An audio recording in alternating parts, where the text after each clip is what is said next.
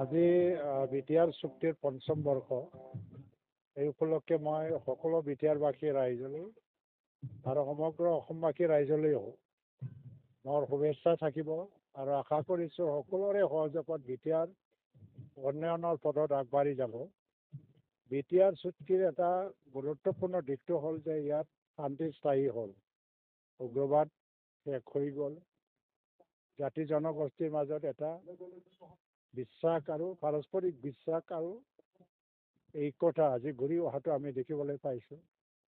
College স্কুলত যাবৰ কাৰণে ভয় কৰিব লগা নহয়। আজিকালি বজাৰ কৰিবলৈ বা বেপাৰ কৰিবলৈ ভয়হীনভাৱে চবেই মানে বিজনেছ কৰিব পাৰিছে।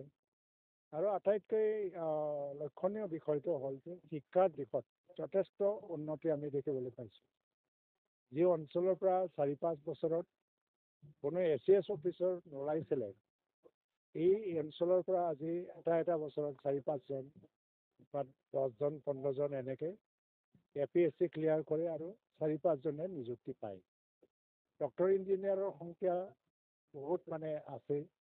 আৰু আটাইতকৈ চিৰাং জিলাটো যিটো একেবাৰে তলত পৰ্যায়ত লয়েষ্ট মানে এটা ষ্টেটাছ পাইছে শিক্ষাৰ জগতত, মেট্ৰিক বা হায়াৰ ছেকেণ্ডাৰী, এই চিৰাং জিলা আজি অসমৰ ভিতৰত 2টা বছৰ টপ পজিশ্যন ল'ব পাৰিছে। কাৰণ ইয়াত এতিয়া উগ্ৰবাদ নাই। উত্তৰ অঞ্চলত শিক্ষাৰ পৰিৱেশ নাছিল, আমাৰ চিৰাং জিলাৰ উত্তৰ অঞ্চলত। এই উত্তৰ অঞ্চল কিন্তু এতিয়া শিক্ষাৰ পৰিৱেশ ইমানে এটা লক্ষণীয় হৈ গ'ল যে আজি আমি ভাবিব নোৱাৰাকৈ এটা প্ৰগতি দেখিবলৈ পাইছোঁ।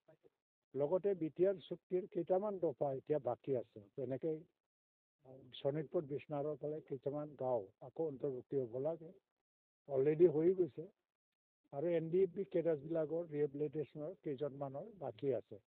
লগতে গভৰ্ণমেণ্ট অফ ইণ্ডিয়াই 1500 কোটি টকা যিটো আৰ্থিক পেকেজ দিছিল, তাত প্ৰজেক্ট ৱাইজত চেংচন কৰিব লগা টকাখিনি আমি সম্পূৰ্ণ পোৱা নাই এতিয়ালৈকে। কিন্তু ইয়াৰ কাৰণে আমি গভৰ্ণমেণ্টক দোষ নিদিওঁ, কাৰণ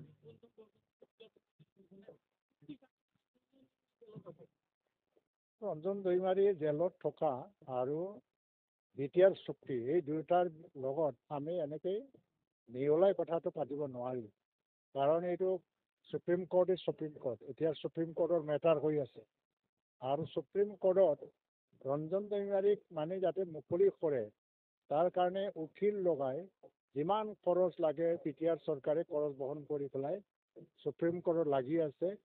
কাৰণ আজি অকল এই এজন মাত্ৰ উদাহৰণ নহয়, এনেকুৱা বহুত তেনেকুৱা বিদ্ৰোহী নেতা আছে যিসকলে আজীৱন মানে জেলত থাকিও নিজৰ জাতি জনগোষ্ঠীক এটা ন্যায় দিছে আৰু প্ৰতিষ্ঠা দিছে। তেনে ক্ষেত্ৰত আজি ৰঞ্জন দৈমাৰী হয়তো জেলৰ পৰা ওলাই আহিব পৰা নাই, তাৰ কাৰণে আমিও দুখ লাগে। কিন্তু আমাৰ মুখ্যমন্ত্ৰীৰ লগত আমি কথা পাতিছোঁ আৰু চৰকাৰৰ তৰফৰ পৰা যিয়ে মানে উকিল হিচাপে সুপ্ৰিম কোৰ্টত কাম কৰি আছে তেওঁলোকৰ লগতো আলোচনা আমি কৰিছোঁ। কিন্তু সুপ্ৰিম কোৰ্টত কিবা কাৰণত এই লাষ্ট যিটো এটা হিয়াৰিং তাতে বেল দিয়া নাই, আকৌ নেক্সট হিয়াৰিং হ'বলৈ গৈ আছে। মই আশা কৰোঁ আমাৰ তৰফৰ পৰা যিমান সম্ভৱ আমি এইটো সুপ্ৰিম কোৰ্টত যেনেকৈ ফাইট কৰিব লাগে সেইটো ফাইট কৰিয়েই যাম। আমাৰ বিটিআৰ চৰকাৰৰ পৰা কোনো দিশত কোনো হেমাহি কৰা নাই। আৰু এই বিটিআৰ চুক্তিৰ দফাবিলাকৰ ক'বলৈ গ'লে 70-80% প্ৰায় সম্পূৰ্ণ হৈ গৈছে দফা ৰূপায়ণৰ ক্ষেত্ৰত। বাকীটো আমি কৰি যাম। ডক্টৰ হিমন্ত বিশ্ব শৰ্মাৰ নেতৃত্বত যি এটা সবল চৰকাৰ চলি আছে, শক্তিশালী আৰু দূৰদৰ্শী সম্পন্ন এটা চৰকাৰ চলি আছে। মই ভাবোঁ ডক্টৰ হিমন্ত বিশ্ব শৰ্মাই জীৱনৰ আদৰ্শ এটা লৈছে, সমস্যা হিচাপে থাকিব দিব নালাগে। সমস্যাক আমি সমাধান কৰিব লাগে। সমাধানৰ দৃষ্টি লৈয়ে তেওঁ আগবাঢ়ি গৈ আছে। মই ভাবোঁ যে সকলো সমস্যা সমাধান হ'ব।